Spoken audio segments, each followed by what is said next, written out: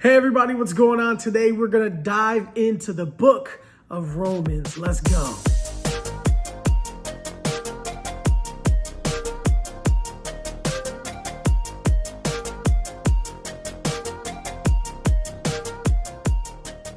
Diving into the book of Romans, if you were to ask me, I would compare it to like eating steak of some kind, whether it's a ribeye or a flank steak or whatever kind of steak is your liking. It needs a fork and a knife. It is super dense. And I remember as a young man, and if I can be truthfully honest, even now, the book of Romans can be quite intimidating if you don't know how to navigate the beautifully structured sentences of Paul and the way that he writes.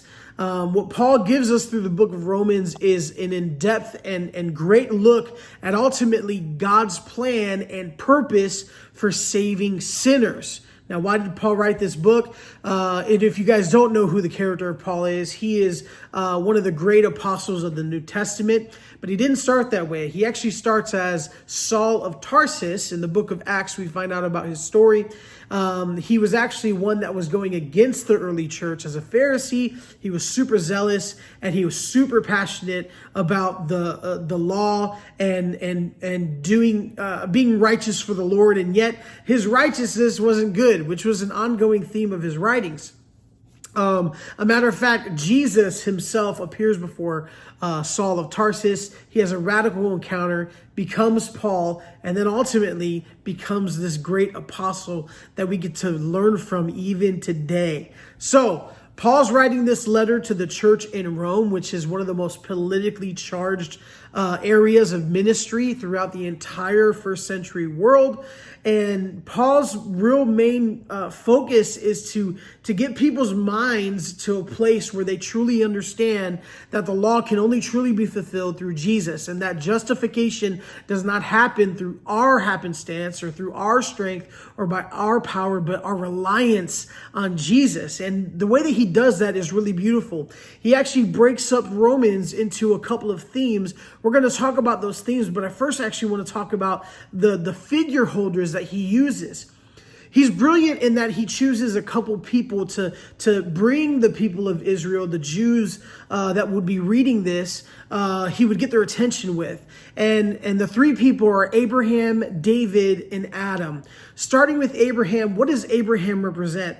Abraham represents for them the representation of them as a people.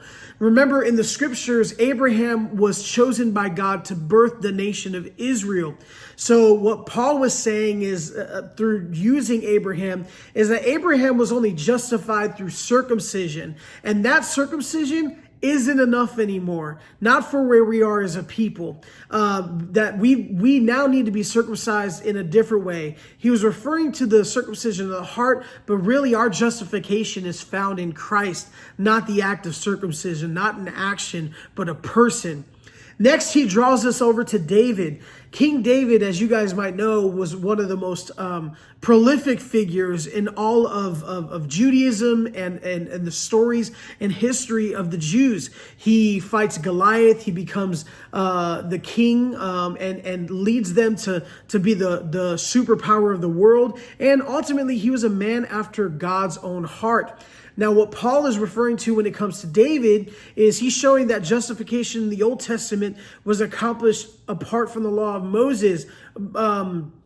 That David was a man not only after God's own heart, but after his law. He was one who honored the Lord and was submitted to that law, but the law is not enough. The same way that the act of circumcision is not enough for our justification, the law is not enough for our justification. And then lastly, he goes all the way back to the beginning, which is Adam, the first man that God ever created. And the reason why he's bringing up Adam is to compare his righteousness with Christ. At the end of the day, we cannot be justified through Adam and his relationship with God. We can only be justified through Jesus, the way, the truth, and the life, and his relationship to the Father, which brings us back into relationship.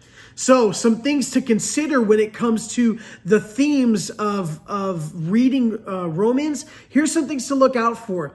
In chapter 5, this is where Paul starts to unfold our justification and those things about Abraham and David.